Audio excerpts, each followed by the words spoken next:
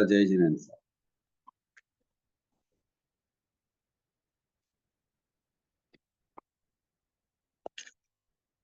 सबको जय जिनेन्द्र।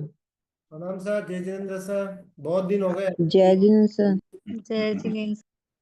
बहुत दिनों से आज वापस क्लास में हैं। इंतजार कर रहे थे आपकी क्लास के लिए, हम्म और टॉपिक भी बहुत अच्छा है।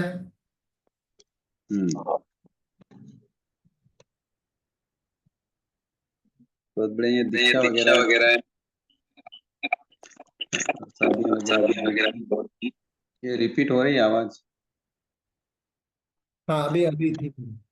हम्म तो अपन बातचीत कर रहे थे कि कर्म बंध की मुख्य 4 दशाएं, कि कर्म बंध जब होता है तो हमारे आत्मा के परिणाम कैसे होते हैं, उसके ऊपर डिपेंड करता है कि हमारे कर्म बंध कैसे होंगे। अगर हमारे कर्म बंध परिणाम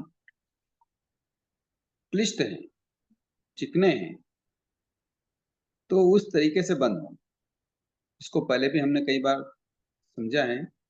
उसको हम 4 दशाएं इस रूप में समझते हैं कि जैसे स्पर्श, बद्ध, निधत्त और निकाच। इसको 4 तरीके से समझते हैं। कि जैसे एक एग्जाम्पल यहाँ जैनाचार्य ने दिया है कि ये 4 जो दशाएं हैं कर्मबंध की, ये ऐसी क्यों है। तो इसके पीछे जैनाचार्य ने एक उदाहरण दिया है कि जैसे मान लो एक सुइयों का ढेर पड़ा हो। सुई देखी है सबने, कपड़े सिलने की सुई आती है। तो सुइयों का ढेर पड़ा हो और उस पर हाथ लगाने से ही वो ढेर बिखर जाता है, यानी वो सुइयां अलग अलग हो जाती। इस प्रकार जो कर्मों का बंधन अति शिथिल हो तथा जो सामान्य पश्चाताप आदि से छूट जाए, उसे स्पृष्ट बंध समझना चाहिए। समझ में आ गया बात। यानी कि कोई कर्म बंध हो रहा है, उसको अगर हमने स्वीकार कर लिया कि नहीं ये गलती हो गई है, उसका हम इच्छामृत दे देते हैं, पश्चाताप मन में आ जाता है। कई बार मन में बहुत अहोभाव पूर्वक हमारे आंखों में आंसू भी आ जाते हैं और मन में यूं खेद रहता है, नहीं नहीं यार ये अच्छा गलत हो गया। तो इतना मन में आने पर वो कर्मबंध क्या हो जाते हैं, नष्ट हो जाते हैं। तो समझना चाहिए कि वो स्पष्ट बन। समझना है। किंतु कई बार सुइयों को ढेर को सूत के डोरे से बांध दिया। पहले तो हमने ऐसे ही ढेर पड़ा था, हाथ लगाया बिखर गई। दूसरे में उस सुई के ढेर को हमने कच्चे धागे यानी सूत के धागे से बांध दिया। उस की गांठ को खोलने में कुछ देर लगती। इसी प्रकार कर्म बंधन को तोड़ने में कुछ देर लगे, यानी उसके लिए विशेष प्रयत्न हो, आलोचना हो, निंदा हो, ग्राह हो, और इस प्रकार से भी वो कर्म बंध क्या हो सकते हैं, छूट जाते हैं। तो उसे हम कहते हैं बद्ध कर्म। समझ में आ गया। पहला होगा स्पष्ट और दूसरा है बद्ध कर्म। समझ में आया। गुरु जी एग्जाम्पल देंगे दोनों का। हाँ, एग्जाम्पल दिया ना अभी ऐसे कि जैसे मान लो सुई का ढेर है और सुई के ढेर को हमने कच्चे धागे से बांध दिया, किंतु वो कच्चे धागे की गांठ तो खोली जा सकती है ना। तो गांठ को खोलने में जितना समय लगता है, उतने समय में अगर हमारा हमारा ऐसे कर्म हो जिनकी आलोचना से, निंदा से, आत्मग्रह से, गुरु के सामने हमने उसकी स्वीकृति ले ली कि भाई हाँ ये मेरे से गलती हुई है, तो ऐसे करने मात्र से भी कई बार वो कर्म क्या हो जाते हैं, छूट जाते हैं, नष्ट हो जाते हैं। तो इसे हम बद्ध कर्म कहते हैं। जैसे मान लो अब हम कई बार प्रत्याख्यान लेते हैं और प्रत्याख्यान में दोष लग जाते हैं, उनका ढंग से पालन नहीं करते हैं, तो फिर हम गुरु के सामने जाके उसके आत्म आलोचना करते हैं, निंदा करते हैं, ग्राह करते हैं, या जो रोज प्रतिक्रमण करते हैं वो रोज प्रतिक्रमण में आलोचना ही करते हैं। तो जो बद्ध रूप में बंधे हुए कर्म हैं वो क्या हो जाते हैं, छूट जाते। समझ में आया हाँ गुरु जी। मनोज भैया। हाँ गुरु जी। अब एक एग्जाम्पल और है इसी का, कि जब वो सुइयों का ढेर किसी लोहे के तार से बांध दिया जाए, पहले तो हमने केवल सुई के ढेर को ऐसे ही रखा, हाथ लगाए सारी बिखर गई, उसको बोलते हैं स्पष्ट बंध। दूसरे सुई के ढेर को हमने धागे से बांधा, किंतु धागे की गांठ खोलने में थोड़ा समय लगा, फिर वो बिखर गई। उसी प्रकार जो बंद होते हैं कर्म, वो नष्ट हो सकते हैं। तीसरे प्रकार जो सुइयों के ढेर है, उसको हम लोहे के तार से बांध, अब लोहे के तार को बांध दिया है तो उसको खोलने में तथा उसको अलग करने में काफी देर लगती है, अधिक प्रयत्न करना पड़ता है। इसी प्रकार जो कर्म बंधन गाढ़ हो, जिसे तोड़ने के लिए तीव्र तप, तीव्र शुद्ध परिणाम, तीव्र प्रायश्चित की भावना, आलोचना, निंदा, गधा और तीव्र तप, तीव्र मतलब उत्कृष्ट तप आदि पुरुषार्थ करना पड़े, उसे हम निदत्त कर्म कहते हैं। समझ में आया? और बड़ी बड़ी तपस्या करनी पड़ती हो, वो तपस्याएं 12 तरह की होती है: अनशन, उनोद्री, भिक्षाचर्या, रसपरित्याग, काया क्लेश, प्रतिश्रद्धा, प्रायश्चित, विनय, व्यावस, स्वाध्याय, ध्यान, है ना। कि जैसे हमारे यहाँ उसका उनका उन मुनियों का उदाहरण आता है, नंदीसेन मुनि का। उन्होंने, उनसे तप तो नहीं होता है, किंतु उन्होंने सेवा बहुत उत्कृष्ट तरीके से की, बहुत कठोर तरीके से की, इतनी कठोर सेवा की कि उनकी देवता भी उनके सेवा की प्रशंसा सुनकर उनकी परीक्षा के लिए आते। तो कितनी कठोर उनकी साधना थी, निर्जरा का वो तप था, जो सेवा का तप है ना। तो ऐसा कठोरता से अगर किया जाए, और ऐसे नंदीसेन मुनि ने मन में भी कभी अन्य भाव नहीं लाए, चाहे वो देवता जब मुनि का रूप बन के आए, उनके ऊपर पेशाब कर दिया, लेटरिन कर दी, उनको माथे में कोड़े लगाए और कई तरीके से उनको प्रताड़ित किया, फिर भी उस मुनि के मन में सेवा भावना के प्रति कभी भी क्या नहीं हुआ, खेद उत्पन्न नहीं हुआ। वही तन्मयता से, वही प्रेम से, वही स्नेह से, वही अलहद भाव से उन्होंने वो निर्जरा का तप किया। जरूरी नहीं है वो मांस कमन ही करें, भूखे ही रह जाएं। कई तरह के तप हैं, गोत्री लाके देना, या अभ्यंतर तप है, स्वाध्याय करना। स्वाध्याय, मु, मुतास मुनि, क्या नाम है उनका, जिन्होंने केवल क्या क्या शब्दों का प्रयोग किया, दो शब्द रटे उन्होंने, याद है किसी को? मास्तु मास्तुस मास तूस मास्तु करते रहे, किंतु मास्तुस। स्वाध्याय के प्रति उनकी कितनी ललक थी, कितना उनका हम्म। अहोभाव था। इतनी कठोर साधना परिणामों पे डिपेंड करती है कि आपके परिणाम कैसे हैं। तो ऐसे कठोर साधना से जब कोई कर्म टूटता है, तो उसको समझना चाहिए वो निदत्त कर्म। समझ में आया? हाँ गुरु। भगवान महावीर ने जैसे नंदन मुनि के भाव में कितने मास मन किए? 11 लाख। हाँ, 11 लाख समथिंग मास मन किए। तो ऐसे हम्म। कठोर साधना करने पर जो कर्म बंध नष्ट होता है, उसको बोलते हैं निदत्त कर्म। हाँ। परंतु कई बार क्या होता है कि सुइयों के ढेर को पका दिया जाता है, आग में तपा दें तो क्या हो जाएगा? लोहा बन वो जाए। सुइयों का ढेर लोह लो, पिंड बन जाएगा, लोहा बन है लो ना, जाता पिन है। लोहा बन जाएगा। अब हाँ। लोहे को बना हुआ वापस एक एक सुई बनाना, है ना, वही प्रक्रिया से गुजरना हम्म। पड़ेगा कि जैसे पहले सुई कैसे बनी थी, है ना। हम्म। तो जैसे लोह पिंड बना दिया, उसको अलग अलग करना असंभव हो जाता है। उसी प्रकार कर्मों का गाढ़तम बंधन, जो किसी भी उपाय से अथवा तपस्या से न छूटे, जिसका फल भोगे बिना छुटकारा ही ना हो, उसे हम निकाचित कर्म बंध करें। यानी कि सुई की वापस वही स्वरूप आना, उस लोह पिंड को उसी मशीनों में जाना पड़ेगा, उसी तरीके से उसको पीसना पड़ेगा, उसी तरीके से उसको क्या करना पड़ेगा, तब जाके वो क्या बनेगी, वापस सुई बनेगी। तो जिस तरीके से कर्म बांधा, उसी तरीके से भोगना, उसको कहते हैं निकाचित कर्म। समझ में आया? और गुरु जी एक बात मुझे पूछनी थी। ये तो कर्म भोगते वक्त समझ में आता है कि अपन ने कैसे कर्म बांधे हैं, संभावना।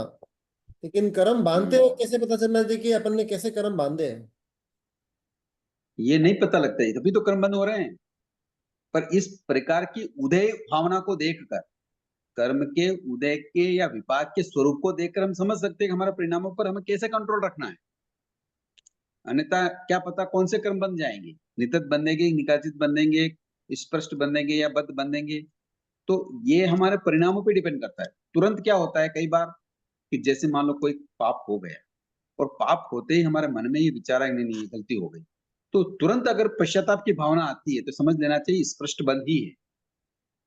अगर तुरंत पश्चाताप की भावना नहीं आती तो फिर उसको आगे की कैटेगरी में डालना चाहिए। फिर कई बार मन में आ जाता है कि नहीं नहीं ये बहुत गलत हो गया, तो फिर हम गुरुओं के सामने आत्मनिंदा करते हैं, ग्राह करते हैं, आलोचना करते हैं, प्रायश्चित करते हैं, है ना। तो उससे भी कई बार वो कर्म बंध क्या है छूट जाता है। तो करते हुए पता नहीं चलता कि हमने कौन सा कर्म बंद कर दिया। अगर ऐसे कर्म बंद पता लगने लग जाए तो फिर ऐसे कर्म बंद करेगा कौन? जिसका ये पता लग जाए कि मैं निकाचित कर्म बंद कर लूंगा, मुझे ऐसे ही भोगना पड़ेगा, तो वो करेगा क्या ऐसा कर्म बंद? तो गुरु जी जैसे नहीं। अपन डेली संसार में रहते हैं तो अपने को तो व्यापार के संबंधित, घर के संबंधित कुछ ना कुछ तो कर्म तो बांधते ही रहते हैं ना। तो उसी टाइम पे अपन आलोचना। इसीलिए तो सम्यक दृष्टि, इसीलिए सम्यक दृष्टि के लिए एक शब्द आता है आचार्य सूत्र में, का समत्व दंसी न करे ही पावा। यानी इसका मतलब ये होता कि वो अंतर में इस बात को समझता है कि ये पाप कर्म है, इसलिए वो बंद करने के कारण, मतलब बंद कर्मों का बंद करने के लिए कार्य नहीं करता, अब कार्य करते हुए उससे बंद हो जाते हैं। हाँ। समझ रहे हैं ना आप बात को? हाँ गुरु जी, बट इसमें कौन सा कर्म बंधेगा? अपने को तो पता है कि कर्म बंध रहे हैं जबरदस्ती। सम्यक दृष्टि आत्मा के निकाचित कर्मों का बंद नहीं होता। अच्छा, हम्म। ठीक है गुरु। क्योंकि मिथ्या दृष्टि आत्मा के ही निकाचित कर्मों का बंद होता है संभवतया, संभावना ऐसी, मेरे को ध्यान ऐसे ही आ रहा है, क्योंकि जैसे सम्यक दृष्टि आत्मा तत्वों के स्वरूप को जानता है। जो तत्वों के स्वरूप को नहीं जानता वही निकाचित कर्मों का बंद करता है। गुरु जी कर्म बंधन तो एक एग्जाम्पल के लिए कार्य किया मैंने, और उसके बाद में डिपेंड करता है कि कितने टाइम तक उसको मैंने क्षमा याचना नहीं मांगी, और डिपेंड भी करता है कि कितनी बार मैंने उसका रस लिया हो। तो इसी के ऊपर तो सारा खेल है ना गुरु जी। हाँ, ये अब आगे ये समझाने की कोशिश कर रहा हूं मैं कि ये जो स्पष्ट बंध है वो स्पष्ट बंध बद्ध और नित्य निकाचित में कैसे कन्वर्ट होता है। अच्छा अच्छा, ठीक है। अगर मान लो कभी कोई बातचीत हो गई, भला बुरा हो गया, पाप कर्म हो गया, किसी के प्रति वैर बंध गया, किंतु वो वैर बंधने के बाद मन में पश्चाताप आ गया, तो वो कर्म बंध कई बार निद्दत होने के बावजूद भी शिथिल पड़ जाता है। और हमने अनुप्रेक्षा की और चिंतन मनन किया तो निद्दत से वो बद और बद से स्पष्ट आते हुए वो नष्ट भी हो जाता है। अच्छा गुरु जी। हम्म। किंतु अगर वो निद्दत ही रह गया तो निद्दत ही रह गया, तो फिर निद्दत के लिए तो हमें कठोर तप करने पड़ते हैं। अगर उस कर्म को नष्ट करना है तो कठोर तप करने पड़ते हैं। इस विषय को हम थोड़ा और अच्छी तरह से समझते हैं, बार बार इस चीज को समझेंगे तो जल्दी से समझ में आएगा। अब हम जैसे मान लो अशुभ कर्म के संबंध में समझते हैं कि ये अशुभ कर्म के संबंध में स्पष्ट बद नित्त निकाचित कैसे होता है, इसको लेकर हम चर्चा करते हैं कि जैसे स्पष्ट की अपेक्षा बद्ध और बद्ध की अपेक्षा निद्दत और निद्दत की अपेक्षा निकाचित, ये आगे से आगे जो कर्म के स्वरूप हैं ये प्रगाढ़ है। तो पहले हम अशुभ कर्म के बंध की इन चार अवस्थाओं पर विचार करते हैं कि जब आत्मा में राग द्वेष या कषाय के परिणाम मंद होते हैं तब कर्म का बंध स्पष्ट रूप से होता है, यह बंध शिथिल होता है। इस प्रकार का अशुभ स्पष्ट कर्म बंध आत्म निंदा या पश्चाताप से ही नष्ट हो जाता है। कि जैसे मान लो हमने कोई विचार किया, बैठे बैठे हमने चिंतन किया कि आज हमको ये करना है, या हमको बिल्डिंग बनानी है, या हमको वहां घूमने जाना है, या ऐसे नॉर्मली रूप में आप इसके प्रति कोई आसक्ति नहीं, बस ऐसे जो बंद होते हैं वो क्या होते हैं? स्पष्ट बंद। समझ में आया? हाँ गुरु जी। सामान्य रूप से। किंतु स्पष्ट की अपेक्षा बद्ध यानी अशुभ कर्म बंद अधिक सुदृढ़ होता है, क्योंकि इसमें राग द्वेष के परिणाम अधिक होते हैं। अब जब राग द्वेष के परिणाम घुसेंगे अंदर, एक तो सामान्य रूप से चर्चाएं हो रही है, बातचीत हो रही है, कार्य हो रहा है, उसमें कोई राग द्वेष जैसी कोई परिणति नहीं है, तो वो स्पष्ट बंद होता है। किंतु जैसे ही राग द्वेष की परिणति घुसने लगती है और तो परिणाम क्या हो जाते हैं? स्पष्ट बंद बंद हो से गया। क्लिष्ट बनते हैं, वो बद्ध की ओर अधिक्रमण हो, कर्मबंध होने लगते हैं। उसको हम विशेष आलोचना आदि क्रिया से नष्ट किया जा सकता है। तो जब तक राग द्वेष की परिणति अंदर नहीं घुसेगी परिणामों में, तब तक तो हमें ये समझना चाहिए वो स्पष्ट बंध ही है। राग द्वेष जैसे ही घुसने लगे तो समझना चाहिए वो बद्ध में आ गए। किंतु बद्ध से भी हम अगर आगे बढ़ रहे हैं तो क्या होगा कि निदत कर्म के विषय में, कि जिस क्रियाओं में कषायों की परिणति बढ़ गई, पहले तो राग द्वेष की परिणति ही है, अब कषायों की परिणति और रस अधिक लेने लगे, हम बार बार उसमें विषय, इंद्रियों विषयों में और रस लेने लगे, कषायों की परिणति बढ़ने लगी, तो उसे निदत कर्म बंद हो जाता है। ये कर्मबद्ध उत्कृष्ट तप और प्रायश्चित से क्षय होते हैं। उपयुक्त तीनों प्रकार के कर्म बंधों में बताते हुए राग द्वेष के अधवसाय में भी तीव्र अधवसाय और तीव्र रस पूर्वक जो क्रियाएं की जाती है और करने के पश्चात जिसके विषय में कोई खेद पश्चाताप न हो, ऐसी स्थिति में कर्म अत्यंत तीव्र रूप से बंधते हैं, जिन्हें उसी रूप में भोगना ही पड़ता है। अशुभ कर्मों का निकाचित बंद हो तो जीव को बहुत प्रकार की यातनाएं सहन करनी पड़ती है। ऐसे कर्म हंसते हंसते बांधे जाते हैं, परंतु वे रोते रोते ही छूटते हैं। जैन धर्म अंगीकार करने से पूर्व मगध सम्राट श्रेनिक ने एक हिरणी का शिकार किया। हिरणी गर्भवती थी। राजा श्रेनिक के बांध से दोनों के प्राण पखेरु उड़ गए। उसमें राजा श्रेनिक मन ही मन अत्यंत प्रसन्न होकर बोले, मैं कितना पराक्रमी हूँ, मैं कितना बलवान हूँ कि एक ही बाण में दोनों जीवों को बींध डाला। ऐसे क्रूर तीव्र अधवसाय से उन्हें कर्म का निकाचित कर्म बंद हो गया, जिसके फलभोग उन्हें नरक यात्रा करनी पड़ी। निकाचित कर्म प्रदेश और विपाक द्वारा अवश्य फल प्रदान करता है। तो कहने का मतलब ये है कि जब तक कषाय और विषय और वासनाएं, इंद्रिय विषय अगर जब तक नहीं घुसेंगे, तब तक निकाचित कर्मों का बंध नहीं होता। अब मनोज भैया समझ में आई बात?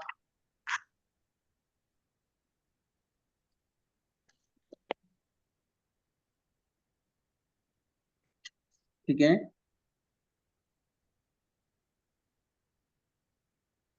गुरुजी ये एक तो बात, अशुभ परिणामों के बारे में समझाया। हाँ जी। समभाव सबका मूल कारण यही समझ में आता है कि कितनी भी अपन स्वाध्याय करते हैं, घूम फिर के एक ही सब्जेक्ट में आता है, समभाव। हाँ मूल वो तो है ना, वो उसी के लिए सारी प्रक्रिया चल रही है। मूल मंत्र रामबाण यही है, समभाव। हाँ, उसी उसी के लिए साधना पद्धतियां हैं। ये जो साधना पद्धतियां हमें नजर आ रही है ना, वो संभाव की प्राप्ति के लिए ही है। तो सीधे तरीके से संभाव नहीं रखा जा सकता क्या इंसान को? नहीं रखा जा सकता, उसको समझे बिना नहीं रखा जा सकता ना। किसी चीज को हम समझेंगे नहीं तो कैसे रख पाएंगे, और भिन्न भिन्न तरीके से समझेंगे तभी बात को हम मन में स्थिर जमा सकते हैं कि हाँ, भगवान ने ये बात कही, बिल्कुल ठीक है, और ऐसा ही होता है। क्योंकि विश्वास होना, श्रद्धा आना बड़ा मुश्किल काम है। श्रद्धा परम दुर्लभ है। कई बार श्रवण कर लेते हैं, सुन लेते हैं, किंतु श्रद्धा नहीं होती। इसीलिए तो भिन्न भिन्न तरीके से बात को समझाई जा रही है। मैं तो कह रहा हूँ सारे आगमों का निचोड़ यानी 14 पूर्व का निचोड़ ही यही है। कोई 14 पूर्व पढ़ के, अंग उपांग पढ़ के कोई साधना करना चाहे तो भी उसका सार इतना ही है कि उसको संभाव रखना है। और कोई मान लो 5 समिति 3 गुप्ती पढ़कर भी, जैसे गस्सु कुमार मुनि, उन्होंने ज्यादा से ज्यादा क्या पढ़ा होगा कि अंग उपांग पढ़ने का उनको टाइम था क्या? नहीं केवल नहीं दीक्षा ली, दूसरे पैर में दीक्षा ली होगी, पहले पैर में दीक्षा ली होगी, और माँ काल शमशान में ध्यान साधने के लिए चले गए। तो उन्होंने कौन से अंग उपांग पढ़ लिए?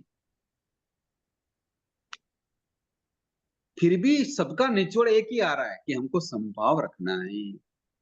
गुरुजी एक तो ये संस्कार, एक व्यापार करते हैं घर में, शाविका जी रसोई बनाते हैं, तो एक परंपरा से परंपरा उसको आगे पास ऑन किया जाता है समझ को। तो समभाव को क्यों पास ऑन नहीं किया गया?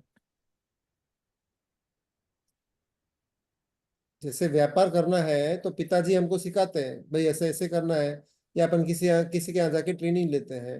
घर पे खाना बनाना है तो बहनें अपने बच्चियों को सिखाते हैं। समभाव को क्यों नहीं सिखाया गया? सिखाते हैं ना, क्यों नहीं सिखाते, सिखाते तो हैं, किंतु अनादिकाल से विषम भाव में जीने की आदत पड़ी हुई है। इंद्रियों विषयों में हम आसक्त बने हुए हैं, उन्हीं को हमने सुख समझा है, इसीलिए हम उसको समझ नहीं पाते। समझाया तो है पर हम उसको समझ नहीं पाते। इंद्रिय विषय में अच्छे लगते हैं, सुखपूर्वक लगते हैं, तो वास्तविक स्वरूप को हम समझ नहीं पाते। संभाव तभी आ सकता है जब हम भेद विज्ञान करना सीख जाएं। भेद विज्ञान का मतलब संसार, शरीर ये अलग है और मेरी आत्मा अलग है। मैं कर्मों के बंध के कारण इस शरीर और संसार में हूं। ऐसा अगर कोई तत्वों का ज्ञान करता है तभी जाके संभाव की परिणति आती है। अगर ये बात नहीं समझ में आ रही है और केवल फौरी तौर पे, ऊपरी तौर पे समझ में आ रही है ना, इसीलिए तो हम संसार में रचे बसे हैं। रोज नित्य उठ के ही हम हिंसा के कार्य, हिंसा के व्यापार, हिंसा के कारण सारे करते हैं। पैसा होते हुए भी हमें पता है कि इन पैसों से हमारी जिंदगी आराम से निकल सकती है, फिर भी हम उसी के पीछे लगे हैं। इंद्रिय विषय हमें पता है कि रोज भोग लिए, रोज खाते हैं, रोज पीते हैं, रोज देखते हैं, रोज करते हैं। सारे कार्य करने के बावजूद भी रोज वापस उन्हीं के रिपीट करते हैं। कहने का अर्थ ये है कि जब तक इस आसक्ति को छोड़ेंगे नहीं, तब तक हम वास्तविक स्वरूप को समझ भी नहीं सकते। और जब तक वास्तविक स्वरूप को समझ नहीं सकते, तो संभाव आ नहीं सकता। संभाव का मतलब यहाँ ये नहीं है मनोज भैया कि हम शांत बैठ जाएं। ऐसा नहीं है, ऐसा तो मध्यात्व जीव भी करता है। हमारे से भी कई अधिक ऐसे अन्य दर्शनों में जो व्यक्ति हैं, बड़े भोले हैं, पाप हमारे नजरों में यूं लगता है कि वो पाप नहीं करते हैं, संभावी रखते हैं, कई बार उनको गाली गलौज कर देते तो भी सुन लेते हैं। इसका मतलब संभाव है, ऐसा थोड़ी है क्या? तो अज्ञान से हो जाता है खुद ही वो तो। हाँ, वो तो अज्ञान से कारण हो रहा है। हमारे यहाँ संभाव का मतलब कषाय की उपशमना से है कि जब तक कषाय उपशमन नहीं होगी तब तक संभाव नहीं आएगा। समझ में आई बात? नहीं आई? हाँ गुरुजी। हमारे यहाँ संभाव का सीधा संबंध कषाय से डिपेंड करता है कि हमारे यहाँ कषाय कितनी कम हुई, उपशम हुई या क्षपशम हुई या क्षय हुई, उससे संबंधित है हमारे यहाँ संभाव। जिस प्रकार अशुभ कर्मों से हमें स्पष्ट बद्ध निदत्त और निकाचित कर्म होते बनते हैं और उनका परिणाम भी हमें भोगना पड़ता है, उसी प्रकार शुभ कर्म में भी ऐसा होता है कि जैसे इसका एग्जाम्पल लेते हैं कि जैसे आत्मा किसी भी प्रकार की धर्म क्रिया करता है, परंतु करता है बिना मन के, जैसे तैसे या लोक दिखावे के लिए।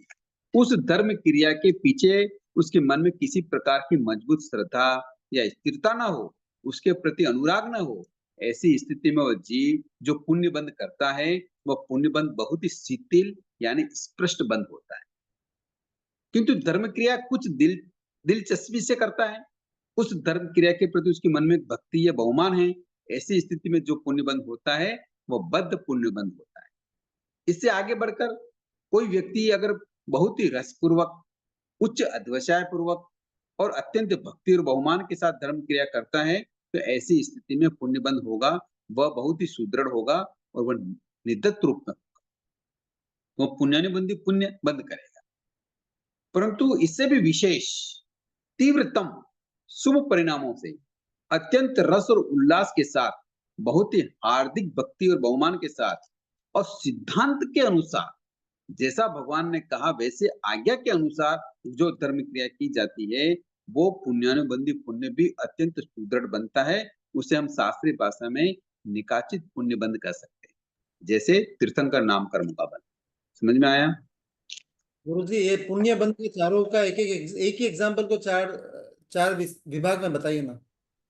हाँ, अब वो वैसे ही करते हैं, वो आगे वही बता रहे हैं कि इस प्रकार शुभ और अशुभ दोनों तरह से स्पष्ट बद्ध नेतृत्व निकाचित कर्म बंद होते हैं। अब स्पष्ट रूप से जो शुभ कर्म बंद या अशुभ कर्म बंद होते हैं, उसके विषय में थोड़ी सी चर्चा करें, ताकि हमें ये समझ में आ जाएगा कि हम किस तरीके से कर्म बंद कर रहे हैं। थोड़ा तो समझ में आ ही जाएगा मेरे हिसाब से कि इस विषय में एक बात तो स्पष्ट रूप से समझ लेनी चाहिए स्पष्ट बंद के विषय में, कि जिस क्रिया से कर्म बंद हुआ हो, उससे विपरीत क्रिया करने से वह कर्म छूट जाता है। कि जैसे किसी के पाप क्रिया करने से अशुभ कर्म बंद हुआ, वह उसके विपरीत धर्म क्रिया करने से छूट जाता है। उसी प्रकार धर्म क्रिया करने से हुआ शुभ बंद आसक्ति पूर्वक भोग आदि क्रिया करने से छूट जाता है। मतलब यहाँ शुभ कर्म बंद भी छूट रहा है और अशुभ कर्म बंद भी क्या हो रहा है? छूट रहा है। समझ में आया ना? जैसे मान लो कोई व्यक्ति दया, दान, सामायिक, प्रतिक्रमण, तप, जप, शील पालन, स्वाध्याय, व्याख्यान श्रवण आदि तमाम धर्म क्रियाएं करता है, परंतु करता है बिना मन से, बिना रस के, केवल दिखावे के। दान देता है केवल नाम के लिए।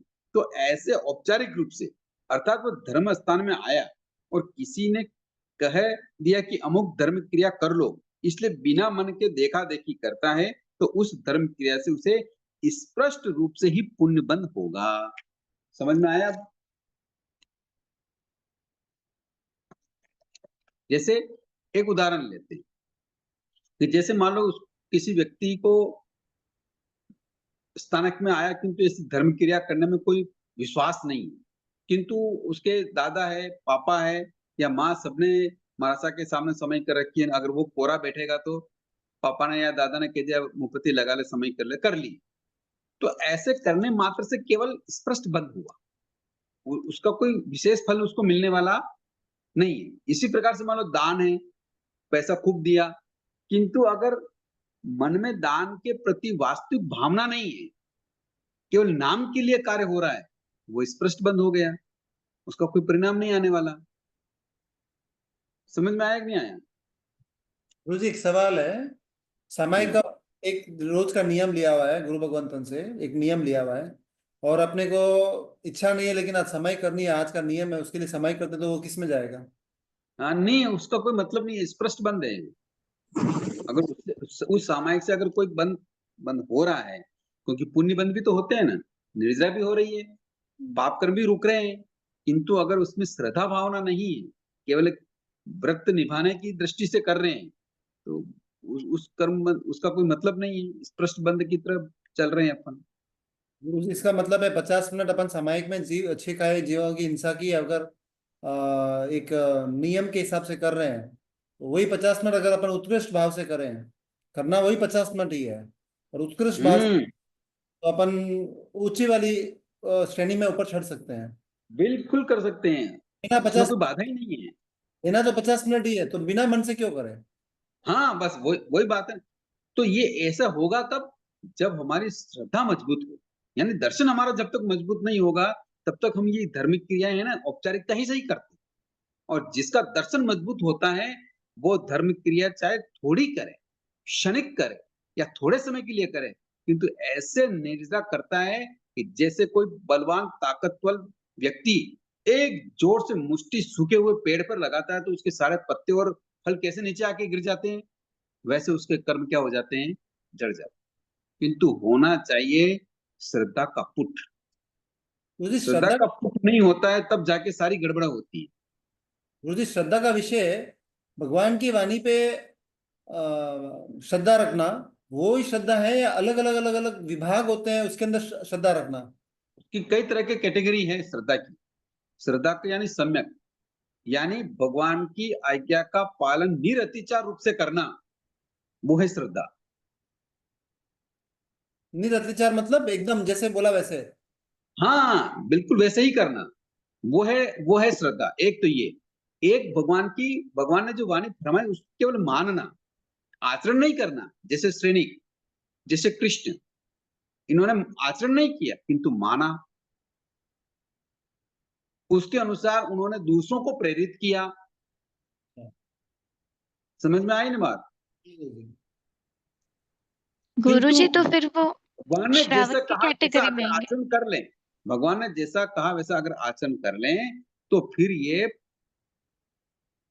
निदत और निकाचित कर्मबंध की ओर चले जाते हैं, पुण्य पुण्य प्रकृति के रूप में। गुरुजी इनको फिर समझ में श्रावक आया बात? बोला जा सकता है क्या?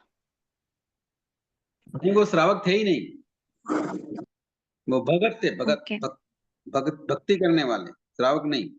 श्रावक तो व्रत वाला ही श्रावक होता है। गुरुजी जैसे बच्चे हैं, बच्चे नीचे खेलने में सब बच्चे खेल रहे तो वो भी जाए, पर अपन जबरदस्ती बिठा है कि नहीं करना ही पड़ेगा, तो उनको तो इतना कुछ पता चलता नहीं है, जैसे 12-13 साल का लड़का हो तो वो चलो अपन बोले और वो बैठ जाए समय करने, तो फिर उसको पुण्य बनता है कि नहीं, नहीं बनता? पता है ना, बच्चा स्कूल जाता है तो स्कूल क्या वो मर्जी से जाता है क्या? पर उसका स्कूल जाना सही है कि नहीं है?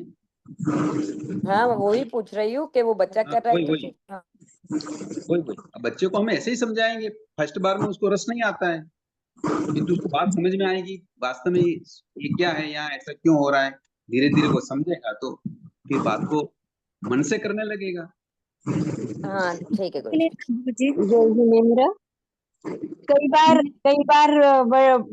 जेंट्स लोगों को भी बोलना पड़ता है, खाली बैठे है सामायिक कर लो, उनकी इच्छा नहीं होती है फिर। गुरुजी आप अनम्यूट कीजिए, गलती से दब गया। गुरुजी आप अनम्यूट कीजिए।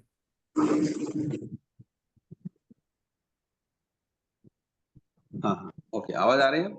हाँ, अब तो अगर मान लो किसी को हम कुछ कह रहे हैं और वो नहीं कर रहा है तो उसके लिए क्या करें हम? कुछ करने की जरूरत नहीं है।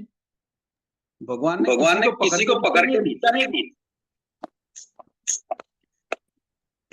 करते हैं पर अपन बोलने के बाद। हाँ ठीक है ना, अगर वो बोलने की बात कर रहे हैं तो आज बोलने के बाद किया तो कभी मन से भी करेंगे। जी, आपका प्रश्न क्या है ये बताइए ना, आप कोई बोल रहा है कर रहे हैं नहीं, आपका प्रश्न क्या है ये बताइए।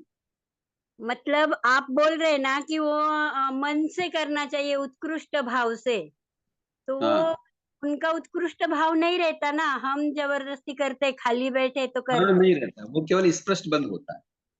बिल्कुल सही प्रमाया आपने। हाँ, हम्म। तो इस प्रकार से अगर हम लाचारीवश कोई कार्य करते हैं तो वो स्पष्ट बंद होता है।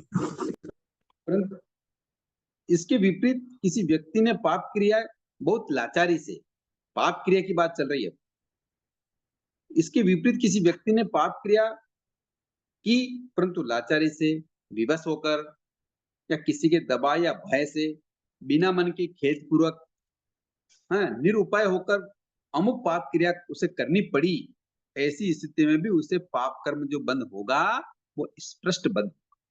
समझ में आया? वो रसोई एक उत्कृष्ट उदाहरण है, रसोई करनी पड़ती है लेडीज को तो। रसोई में लेडीज रसोई करती उसमें रस नहीं लेती क्या वो? पर बहुत बार नाइलाज से भी करनी पड़ती है ना। अब बहुत बार के हाँ तो करनी पड़ती तो बहुत अच्छी बात है, हाँ, अगर विविधतावश करनी पड़े तो बहुत अच्छी बात है, किंतु रस लेकर विविध व्यंजन बनाकर विविध तरीके से उसमें सामग्री डालकर और उसको इस भावना से बनाए कि सबको रसना इंद्रिय में अच्छा लगे, तारीफ हो, तो वो विषय अलग हो गया फिर। समझ जी, में आ गया ना? मैं जो समझा रहा हूँ यहाँ बात इतनी सी है कि अगर आपका मन विषय कषाय इंद्रियों के वश होकर, कषायों के वश होकर कोई कार्य हो रहा है तो वो निद्दत निकाय कर्मंद की ओर हो जाए, किंतु बिना राग द्वेष के सामान्य रूप से जो क्रियाएं चल रही है वो स्पष्ट बद्ध होती है। राग द्वेष जैसे ही घुसे तो कर्मबंध बद्ध रूप में हो जाएंगे, और तीव्रता लिए हुए कषाय और विषय और अधिक तीव्र हुए तो वही नित्यत्व और निगाचित की ओर कन्वर्ट हो जाए। समझ में आया?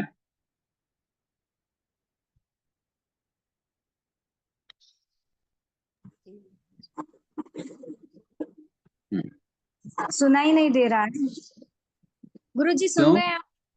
हेलो, हाँ हाँ, आवाज नहीं आ रही मेरी? आवाज आ रही है, बराबर मेरी आवाज आ रही है?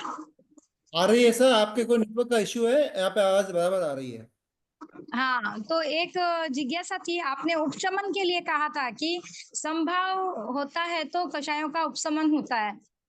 तो जो कषायों के उपशमन थे उसमें जब कमी लाती है तो क्या संभाव की ओर अग्रसर है? बिल्कुल बिल्कुल बिल्कुल अग्रसर है। हाँ, क्योंकि चारों कषाय की जो बढ़ोतरी थी मेरे जीवन में वो कम होती आ रही है, धर्म के प्रभाव से, धर्म की जानकारी से, आप जैसे गुरुओं के कारण। तो क्या मैं संभाव की ओर अग्रसर हूँ? बिल्कुल बिल्कुल ओ, ऐसा ही हमारे सिद्धांत है। केवल चूप बैठ जाने से हमारे यहाँ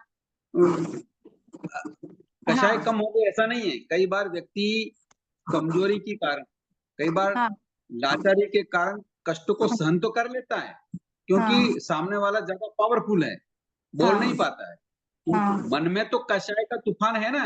जब हाँ, तक मन में कषाय का तूफान कम नहीं होगा तो हमें ये नहीं सोचना चाहिए कि मेरी कषाय कम हो गई है।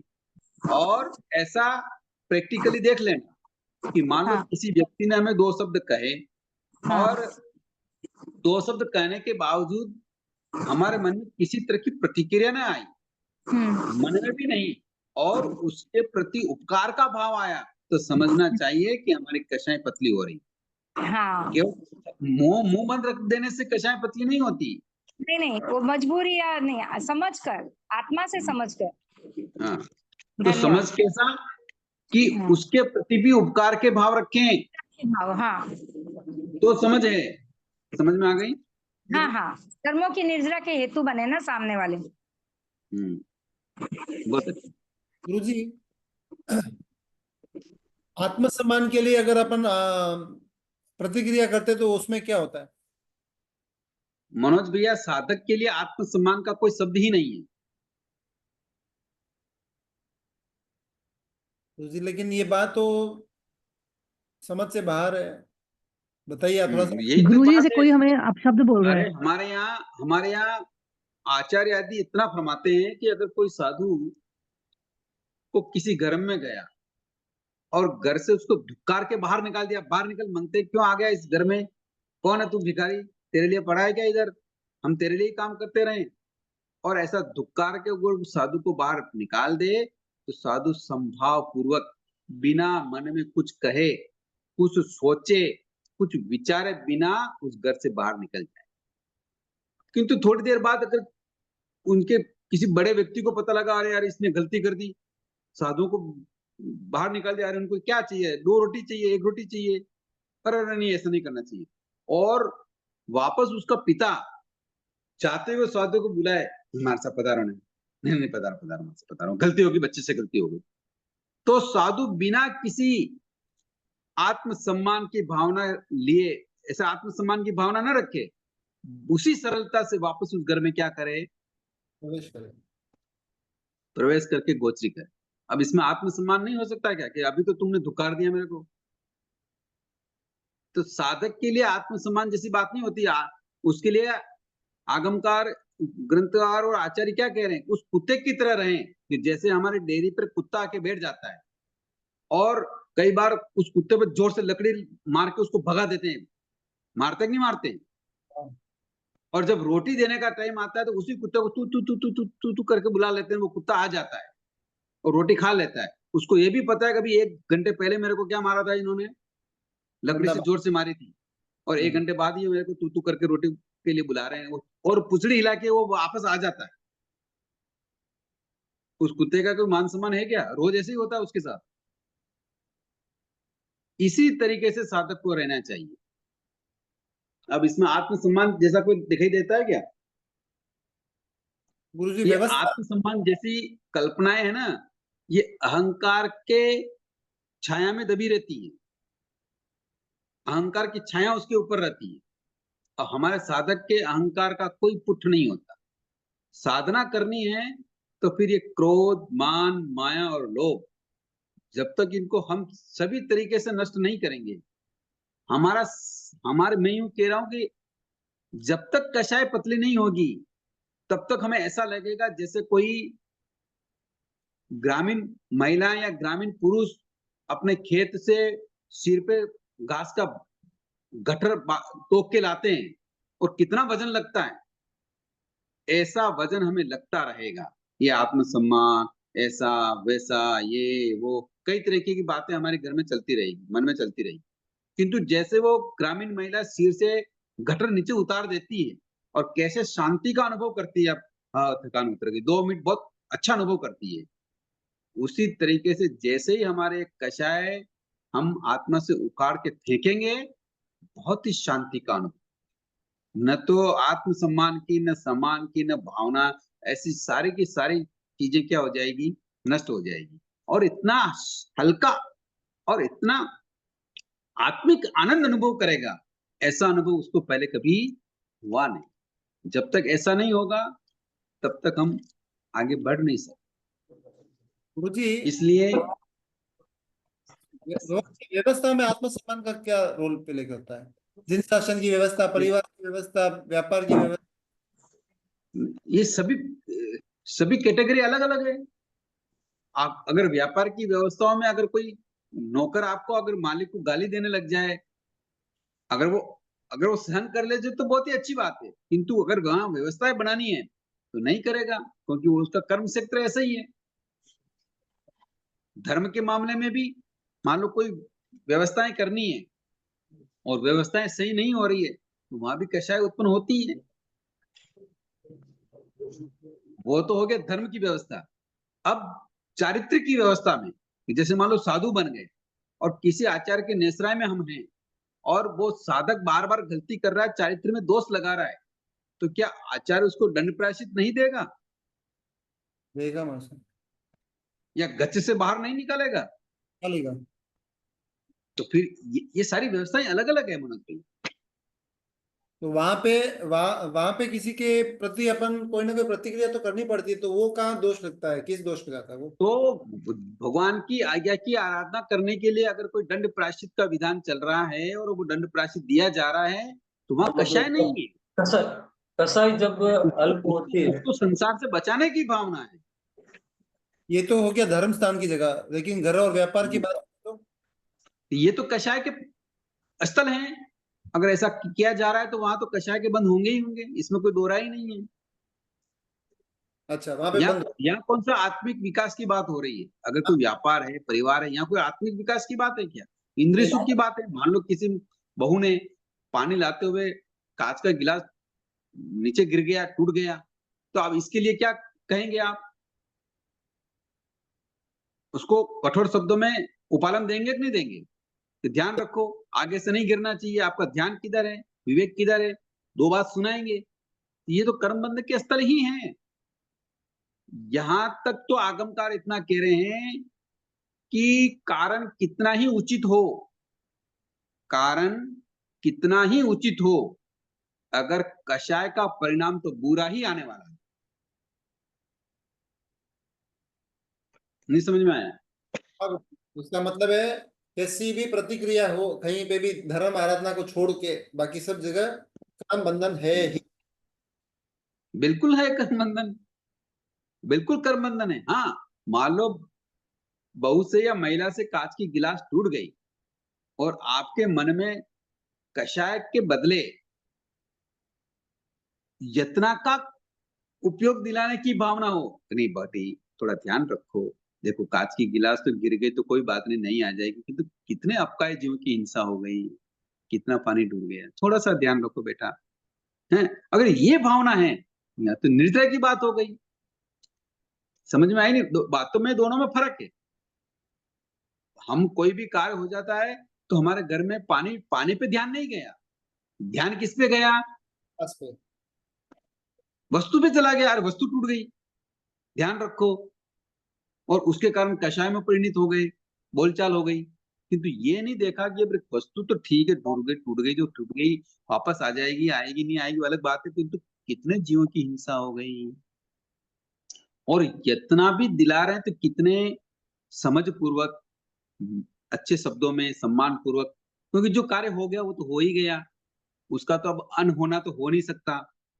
तो आप साधक व्यक्ति जो होता है वो बड़े प्रेम से रहने की ही कोशिश करता है, किंतु कई बार संसार की प्रवृत्तियां ऐसी होती है, उतावलपन में हम बोल देते हैं, कषाय आ जाती तो कर्मों के बंद होते ही हैं, इसमें कोई बच नहीं सकता। सर किसी को अगर डांटते हैं और डांटते वक्त अपने भाव अंदर मतलब कसाई वाले भाव नहीं है, लेकिन थोड़ा मतलब कठोर शब्दों में उनको डांट लगाते हैं, ऐसी परिस्थिति लगाना पड़ रहा है, तो फिर अंदर के भाव तो इतने कठोर नहीं है, तब भी ये कर्मबंध मतलब उससे देखो, अगर अभी अभी बताया ना कि ग्रंथकार क्या कहते हैं कि कारण कितना ही उचित हो, कारण कितना ही उचित हो, कषाय के रूप में डांटना, समझाना, करना कर्मबंध का ही कारण है।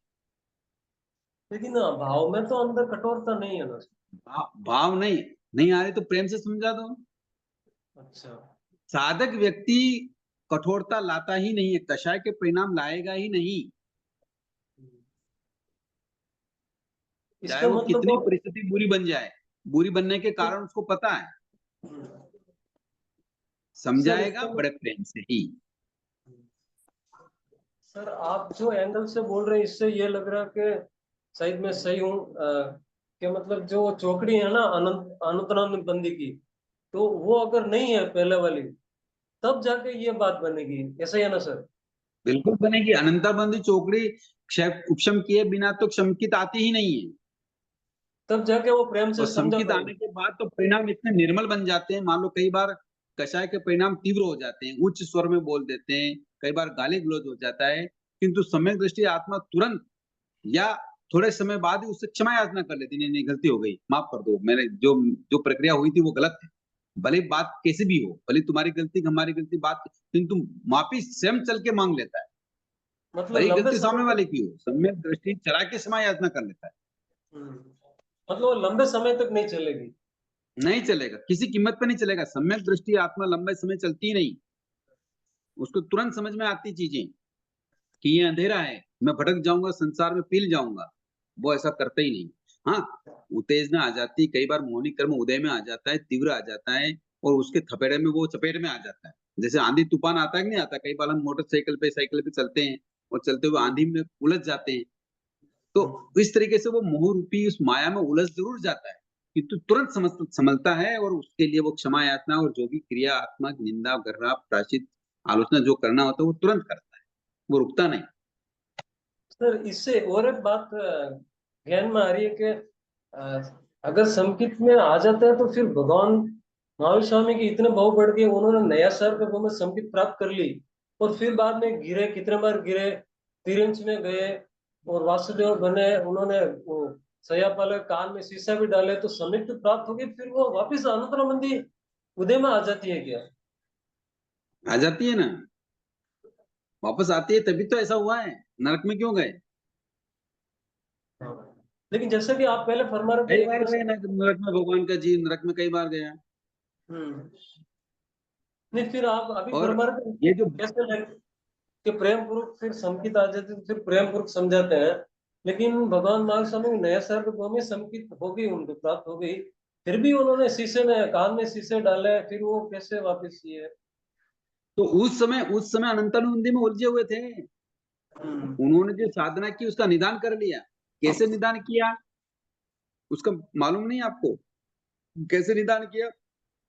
11वें श्रेयांसनाथ भगवान के समय विश्वभूति नाम था उनका। क्या नाम था भगवान महावीर के जीव का? विश्वभूति। हाँ, और उनके उनके उनके जो भाई थे वो विशाखाभूति। हाँ, तो उन दोनों में कषाय के परिणाम आ गए। विश्वभूति अपनी रानियों के साथ उद्यान में रमन करते थे, और विशाखाभूति ने देखा, उसकी पत्नी ने कहा कि आपका भाई तो वास्तविक आनंद तो वो ले रहा है, अपन तो महलों में बैठे हुए हैं कमरों में। तो उसको वहां से हटाने के लिए झूठ बोला कि भाई बॉर्डर पे क्या है, शत्रु सेना, जो शत्रु है वो आक्रमण कर रहा है। तो उसको भेजा, विश्वभूति को भेजा, और वहां जाके देखा विश्वभूति ने तो जो सामंत लोग थे, जो वो तो सामान्य थे और स्वागत में आ गए। वहां कोई ऐसा शत्रु जैसा युद्ध जैसा कोई प्रसंग था नहीं। वापस आके देखा तो बड़ा भाई कहाँ है? उद्यान में है। ये सारी बात वो क्या था समझ गया, और बहुत तीव्र गुस्से में आ गया विश्वभूति। अब ये विश्वभूति तो दूसरा जन्म है ना, हाँ जी। तीसरा मरीचि के बाद वाला जन्म है। तो मरीचि के वो पहले भी नयसारा के भाव में संकित आ गई थी, किंतु विश्वभूति के समय भी इन्होंने क्रोध में आके एक जोरदार मुष्टि पेड़ पे लगाई, और सारे के सारे फल नीचे गिर गए। और ऐसा फल नीचे गिरता हुआ देखकर उन सेनापतियों को कहा कि ये मेरा भाई नहीं होता तो तुम्हारे ये सारे सिर कैसे होते, इन फल की तरह नीचे गिरे हुए होते। ऐसा सोचकर कषाय के वशीभूत होकर वो मुनि बन गए कि क्या करना, ये संसार बेकार है, और मुनि बन गए, तपस्या करने लगे। धीरे धीरे समझ गए, क्योंकि दीक्षा लेने के 10 कारण होते हैं, इसमें क्रोध भी एक कारण है। दीक्षा ले लिया, अब समझ गए, अब साधना करने लगे।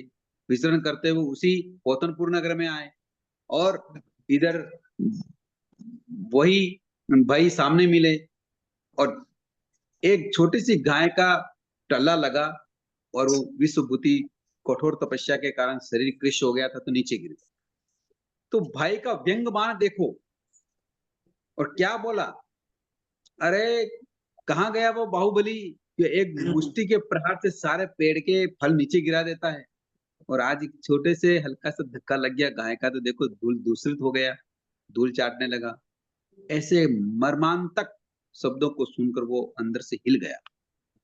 इतना उत्कृष्ट साधक मास कमन की तपस्या के पारने के लिए नगर में आया हुआ वो साधक विश्वभूति क्या कर बैठा, मन में सोचता था अगर वास्तव में मेरी तपस्या का फल हो तो मैं बहुत ही विशाल पराक्रमी और बलवान क्या बनूं, राजा बनूं। ऐसा निदान कर। मतलब अभी तक उनकी संगीत उपसम ही चल रही है मतलब। हाँ, समकित उपसम समकित थी, किंतु निदान कर लिया तो मिथ्यात्वी बन गए। समकित को छोड़ दिया, क्रोध आवेश में आके उन्होंने अनंतानुबंधी कषाय का उदय कर लिया। तो ये तो चलता है मनोज भैया, ये प्रैक्टिकल है हमारे सामने, ये महावीर का जीव ही है। अगले भाव में यही बनेंगे त्रिपृष्ठ वासुदेव, और जो विशाखानंदी था वो बनेगा अश्वग्रीव, वो प्रति वासुदेव ये वासुदेव बनेंगे, और यही वासुदेव उसको क्या करेंगे, गला काट डालेंगे उसका। ये इस तरीके से कषाय के कारण ये वेर भाव बढ़ रहे हैं। सर एक प्रश्न, मेरा लास्ट प्रश्न है, ये श्रद्धा को लेके, जैसे कि आप अभी फरमा रहे थे, तो जब समकिति की प्राप्ति मतलब सुदेव सुगुरु सुधर्म पे श्रद्धा और उसको मानना, यहाँ तक तो समकित हो गई। अब हम व्यवहार में देखते हैं कुछ लोगों को तो बहुत शांत होते हैं, दिखने में ऐसा लगता है कि मतलब वो इतना लोभ, उनको क्रोध नहीं आता, मान अपमान भी नहीं देखते हैं, तो फिर उनको भी हम कैसे लेंगे? वो संगीत का मतलब है कि अंतराबंदी का मतलब पहले वो चौकड़ी का खत्म होना, लेकिन जब बाहर में जैनत्र को देखते हैं तो उनमें भी वो क्रोध मान माया लोभ ऐसा नहीं लग रहा है, तो फिर वो कैसे इसको समझे सर? देखो, संकित का मतलब हमारे यहाँ जो है ना, केवल शांत रहना ही नहीं है। संकित का अर्थ बताते हुए भगवान ने कहा कि तत्वों पर तत्वानाम श्रद्धानाम सम्यक दर्शनम, जो तत्वों पर श्रद्धा करता है वही सम्यक दर्शन है। अब तत्वों को कोई जानता ही नहीं है तो क्या श्रद्धा करेगा, क्या जानेगा? और जो तत्वों को जानता ही नहीं है तो वो कौन सा सम्यक दृष्टि है? इसके पीछे लॉजिक है यहाँ कि भगवान कहते हैं कि जीव को जीव मानना, तभी तो वो हिंसा से बचेगा। अजीव को अजीव मानना, तभी तो उसके स्वरूप को समझेगा कि पुण्य क्या है, पाप क्या है, आश्रय क्या है, निद्रा क्या है, बंध तत्व ये मोक्ष क्या, इन सबको जाने बिना, उन पे श्रद्धे किए बिना संकित नहीं रख सकती। यूं सामान्य रूप से हम देव गुरु धर्म पे श्रद्धा रखते हैं, उस संकित का इतना संबंध नहीं। तो फिर मेरा क्लैरिफिकेशन ये मतलब ये है कि बाहर वाले जो दूसरे लोग है जैनेतर है, तो उनको कुछ व्यवहार में आप भी कहीं देखे होंगे तो एकदम वो मतलब बोले भले इतने क्रोध मान माया लोग, उनमें कुछ नहीं रहता है, फिर उनको वो अंतर में चौकड़ी खत्म हो गई, ऐसा नहीं मान सकते हैं क्या? नहीं नहीं नहीं नहीं, ऐसा है नहीं। तत्वों को जाने बिना संकित नहीं आती। तत्वों को जानने वाला ही क्या कर सकता है, संकित को टिकाए रख सकता है, अन्यथा संकित टिकती नहीं। तो फिर उनको कौन सी कैटेगरी में डालेंगे जो ऐसे लोग देखते हैं? कषाय मिथ्यात्व में देखो, मिथ्यात्व के भी कई रूप हैं। अच्छा, मिथ्यात्व के भी कई रूप होते हैं। मिथ्यात्व में भी कई तरह के लेशाएं होती हैं, शुभ लेशा भी होती है, अशुभ लेशा भी होती है। परिणाम सबके अलग अलग होते हैं, किंतु भगवान की वाणी को समझकर उसी को सत्य मानना, दूसरे को असत्य समझना, ऐसा कभी संभव है जब वो तत्वों की जानकारी करे, मतलब सत्य और असत का भेद। सत्य और असत का भेद एकदम बिल्कुल, उसको भेद हुए बिना तो दर्शन होता ही रुकता ही नहीं है। यूं दर्शन कई कैटेगरी का होता है, सम्यक कई कैटेगरी का होता है। यूं मान लो मुनियों को देखा, उनके मन में श्रद्धा उत्पन्न हुई, कुछ आहार बेराने की इच्छा हुई, वो भी एक दर्शन है। जैसे नैसार के भव में भगवान ने वाले थे, मुनियों को आहार बेराया। शालिभद्र के जीव ने क्या किया? आहार बेराया। उस समय संकित की प्राप्ति हुई, समझ में आई? किंतु वो संकित टिकेगी कब? जब वो दर्शन को समझेंगे, तत्वों को समझेंगे, तभी टिकेगी, बाकी नहीं।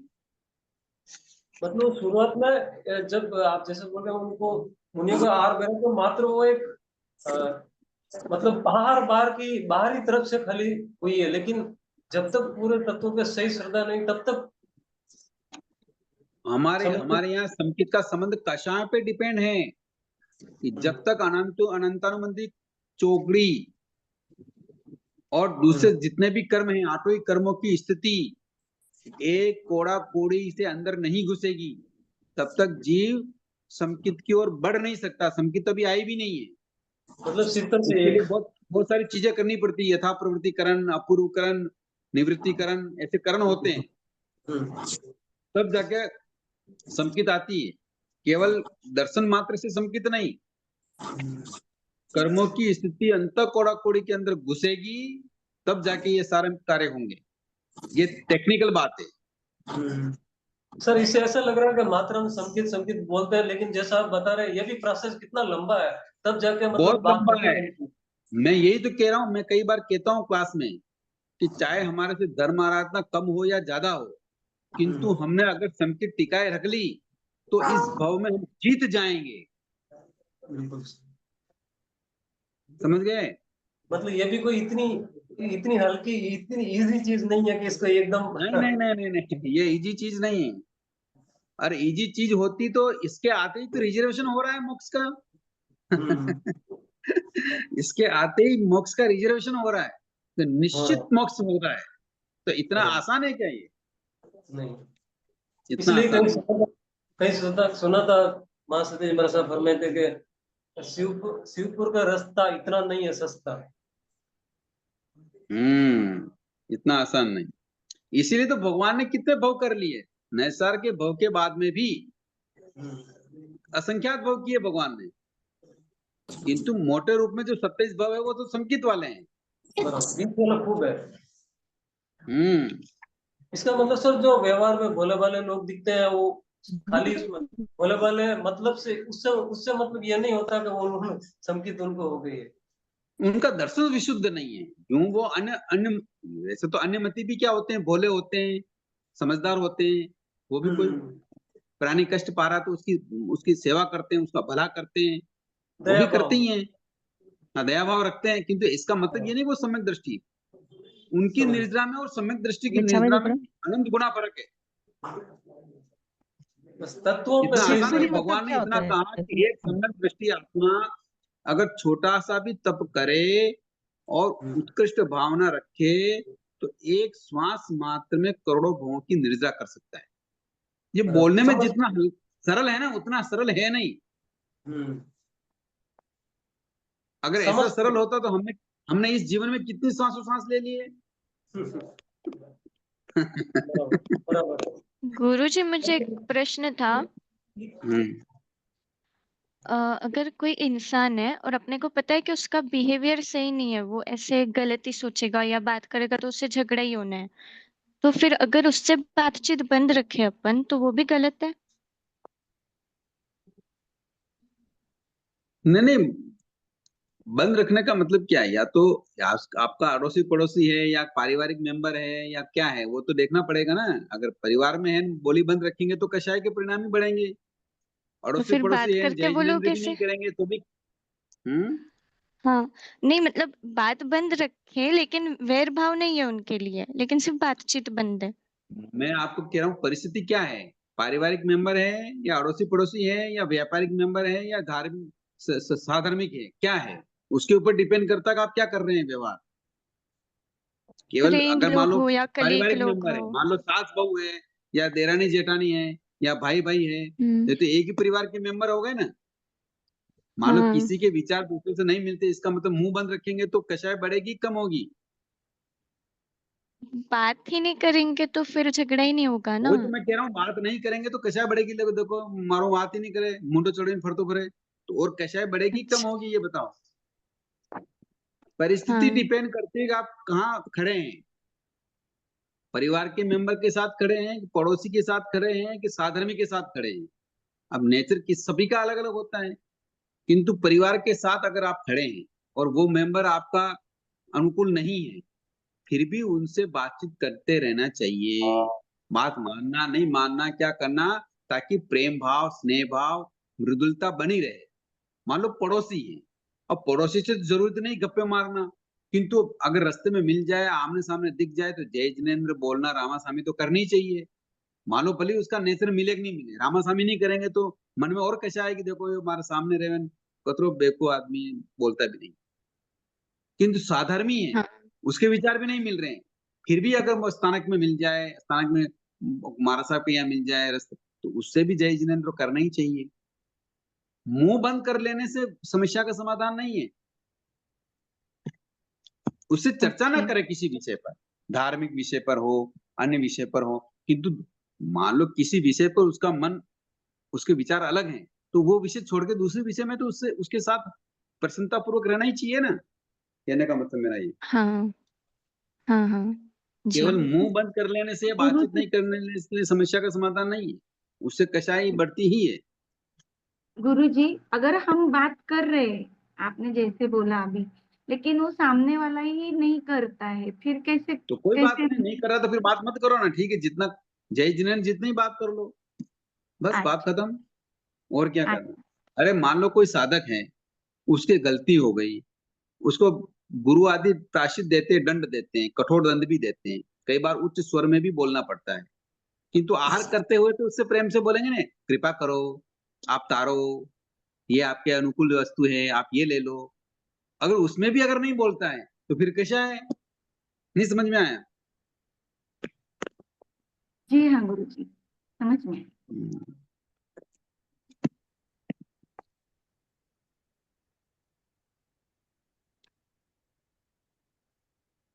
हम्म। गुरुजी कुल मिला के समभाव एक ही सब्जेक्ट घूम फिर के आ रहा है। कर्म विज्ञान पढ़ने का एक ही लक्ष्य है कि हम संभाव में आ जाएं, परिस्थिति कैसी भी हो। गुरुजी और संभाव का मतलब चुप रहना नहीं है, भगवान की आज्ञा के अनुसार चलना है, वही संभाव है। चुप रहना नहीं, भगवान की आज्ञा के अनुसार आचरण करना। अगर मान लो जैसे हम साधक बन गए और भगवान ने कहा व्रतों की आराधना इस तरीके से करना, और उस तरीके से हम व्रत की आराधना नहीं कर रहे हैं, तो ये क्या है, ये संभाव नहीं है। कई बार ऐसा दिखता है हमें, कई साधु होते हैं, वो भगवान की आज्ञा का आराधन नहीं करते, किंतु शांत रहते हैं। वो कई बार गोत्री में दोष लगाते हैं, भाषा समिति में दोष लगाते हैं, ऐष्णा समिति में दोष लगाते हैं, आदान फंड में दोष लगाते हैं, वो कई तरह की वस्तुएं रख लेते हैं, जबकि भगवान की आज्ञा है कि साधक कम से कम मूल्य वाली वस्तुएं रखे, उनसे काम चलता हो तो वही रखे।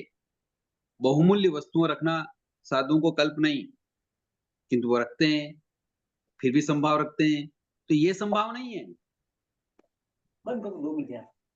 समझ में, मान लो अब आदान फंड का हो गया, तो परिठावणिया, पांचवी समिति, बाहर पलटने गए, ऊपर से पलट दिया, भगवान की आज्ञा नहीं है, किसी ने देख भी लिया, उपालम भी मिल गया, हंस लिया, हाँ हाँ, कोई क्रोध नहीं किया, तो ये संभाव नहीं है। संभाव भगवान की आज्ञा में रहने में है। समझ में आई बात।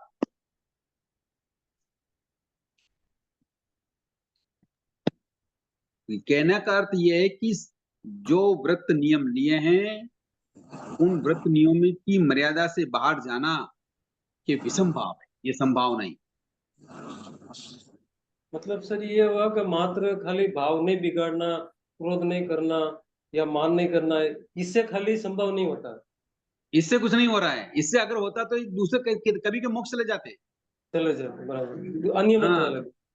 हाँ, इससे इससे होता तो कभी के दूसरे मोक्ष चले जाते, पर ऐसा होता नहीं।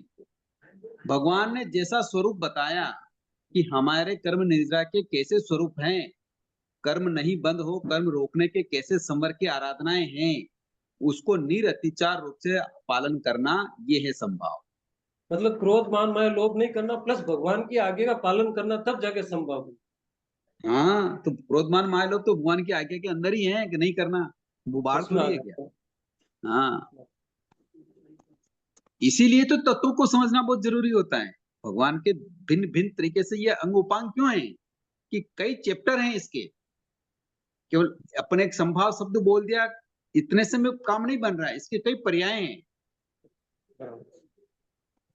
मतलब संभव शब्द मात्र नहीं है, संभव बहुत बड़ा एक महासागर है।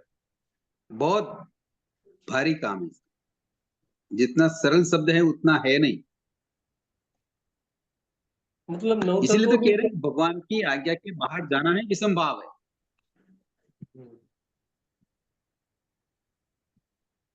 मतलब कहने को तो मात्र 9 तत्व ही है, लेकिन ये 9 तत्व मतलब ऐसा बोल सकते हैं 9 करोड़ शब्दों के से भी ऊपर है, बढ़ के इतना गहरी चीज है। पूरा संसार, लोक अलोक, सारी चीजें इसमें भरी पड़ी है नव तत्व में, इससे बाहर कुछ भी नहीं है।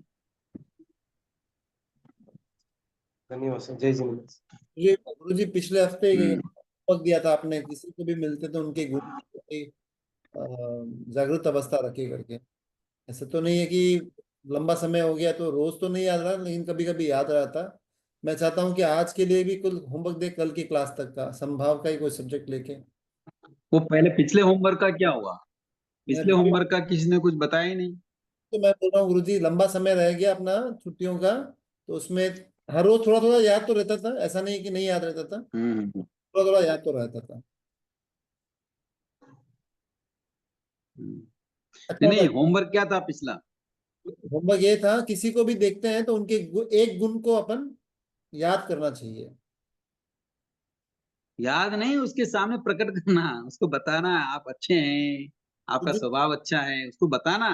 से प्रकट ये करेंगे, होमवर्क था। ऐसे करेंगे तो सर पे चढ़ जाएंगे गुरु जी। हम्म? ऐसे प्रकट करेंगे गुण को प्रकट करने में कोई चढ़ने वाले नहीं है, वास्तविक गुण प्रकट करो ना। चापलूसी क्यों करें? चापलूसी नहीं करना, तो चापलूसी समझ लेता है, वास्तविक गुण प्रकट करें। वो चापलूसी समझ लेता है। नहीं नहीं नहीं, चाप वो कुछ भी समझे, हम तो कम से कम उसके गुण की तारीफ करें। कोई आप सेवा भावना से हमारे हमारे यहाँ कार्य कर रहा है तो उसको बोलना नहीं, अच्छा सेवा भाव। कोई शांत व्यक्ति है, कोई उसको कठोर शब्द बोल देते हैं तो भी वो हंसता है, ज्यादा मन पे नहीं लेता है, तो कहना चाहिए नहीं, अच्छा शांत स्वभाव। बस ये इतना सा बोलने में कई बार कार्य की परिणति को पॉजिटिव कर देता है। आप होमवर्क दे दे दीजिए गुरु जी एक बार, वो धीरे धीरे अपना वो पर्दा हटेगा, नहीं तो पर्दा हटेगा नहीं, नहीं तो ऐसे जैसे मैंने जो और किसने किया कि नहीं किया? और किसी ने नहीं किया। देखो, होमवर्क नहीं करेंगे तो प्रैक्टिकल में नहीं आएंगे। जब तक प्रैक्टिकल नहीं होता है तो काम अधूरा रहता है। केवल ओरल सीखने से काम बनता नहीं है यहाँ, इसलिए प्रैक्टिकल होना बहुत जरूरी है। तो आप नेक्स्ट कल क्लास में मिलेंगे। आप होमवर्क देके तो जाइए गुरु। हाँ, कल क्लास में मिलेंगे तो यही होमवर्क रिपीट करना है। हमने ठीक है किसी एक व्यक्ति को जो हमारे अधिक नजदीक है, उनके हम एक गुणों को उसको बताएंगे। गुरु जी, एक व्यक्ति को तो बता दिया है, मैं आपने बताया था कि हर व्यक्ति को बताना है, जितने भी जन को मिलते हैं इतने। हर व्यक्ति को तो पॉसिबल नहीं है, कम से कम किसी एक व्यक्ति को तो बताएं जो हमारे ज्यादा नजदीक है। बहुत आसान है गुरु जी, वो तो हम आपका ही बता देंगे, आपसे मिले और आपके गुरु। नहीं नहीं, मैं आपके नजदीक नहीं। आपके नजदीक कौन है वो देखो ना, आपके परिवार में, ऑफिस में, कार्यस्थल पे देखो। जिससे आपका कार्य पड़ता हो, जिससे आप रोज कार्य लेते हो, देते हो, खाते हो, पीते हो, उठते हो, बैठते हो, ऐसा। ठीक है गुरु जी। ऐसे व्यक्ति। ठीक। ठीक है, सभी के लिए होमवर्क ही कौन कौन बताएगा देखते हैं कल। ओके साहब, बहुत बहुत जय जिनेंद्र, धन्यवाद, आभार, क्षमा आभार याचना। सर। जय